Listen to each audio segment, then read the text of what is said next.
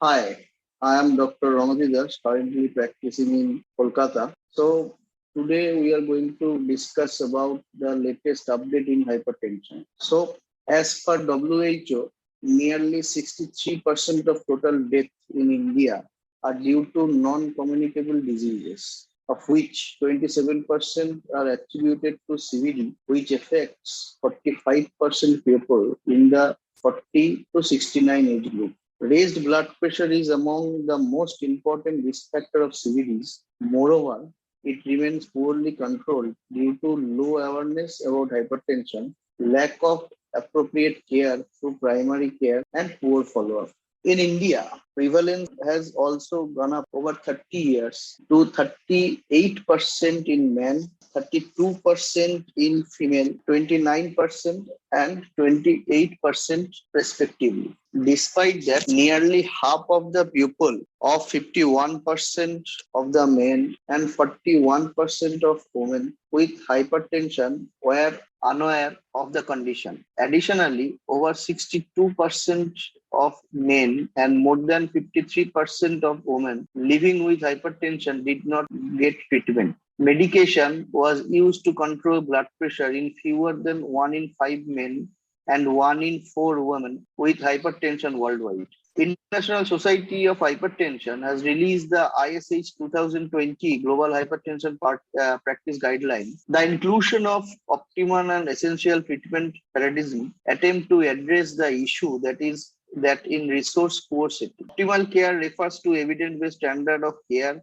and whereas essential standards refer to minimum standards of care to allow specification of essential standards of care for low resource setting. The AHA or ACC has released the scientific statement in 2021 offering new guidance for management of stage 1 hypertension among patients with low CVD risk. Among low risk adults, that is 10 years of CVD risk is less than 10% and no CVD. With stage 1 hypertension, blood pressure is 130 to 139 systolic and 80 and 89 diastolic millimeter of mercury. Management start with non-pharmacological therapy. If blood pressure remains uncontrolled at 3 to 6 months, consider starting pharmacological therapy. Acute respiratory distress syndrome, ARDS, is a potentially fatal condition involving lung damage, and experts often associated it with severe COVID-19. A recent study, which appears in the Journal of American College of Cardiology, reports the metoprolol can reduce lung inflammation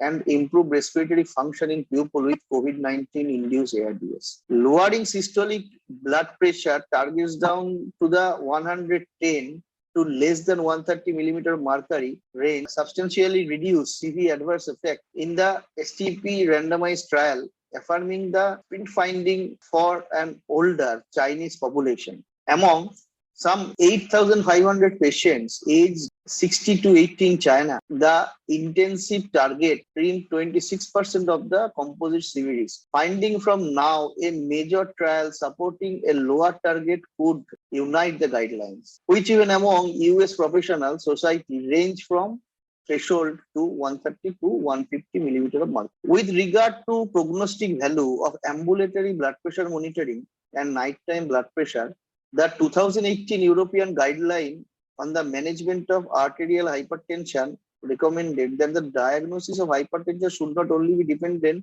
on office measurement, but also on out-of-office measurements such as ABPM or home blood pressure monitoring, HBPM, and 24 hours and nighttime BP measurement were associated with greater risk of mortality and a composite of CV outcome. Thus, they may be considered as the most relevant measurements for estimating CVDs.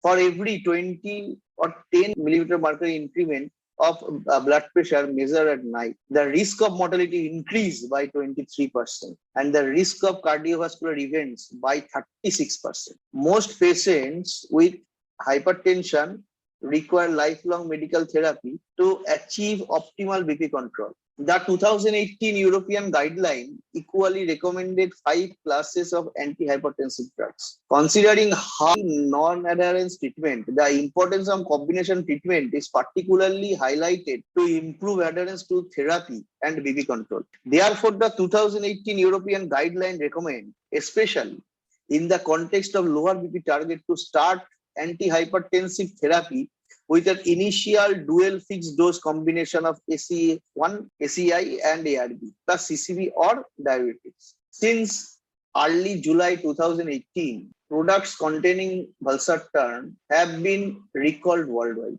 The reason is to detection of known carcinogen, namely NDMA, which can be found in candesartan, losartan, olmesartan, and valsartan.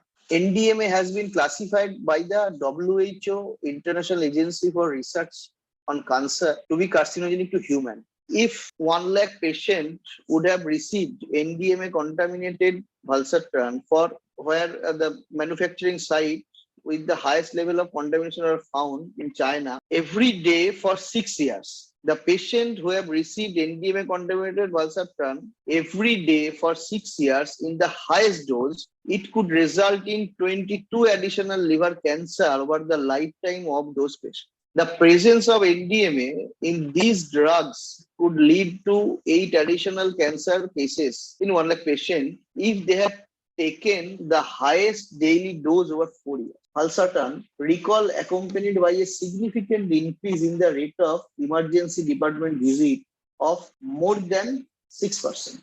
The HYGEA study represents the largest study that tested nighttime antihypertensive treatment. In the trial, chronotherapy was associated with a significant reduction in endpoints, including death. The HYGEA chronotherapy trial tested whether nighttime therapy in comparison to usual upon awakening hypertension therapy exert a favorable CV risk reduction. The largest study, it includes a total of 19,084 hypertensive patients.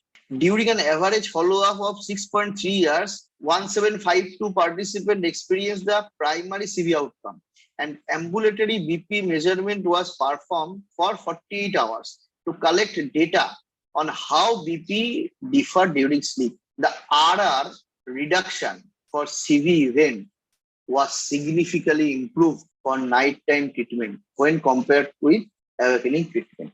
Thank you all. Stay safe. Thank you.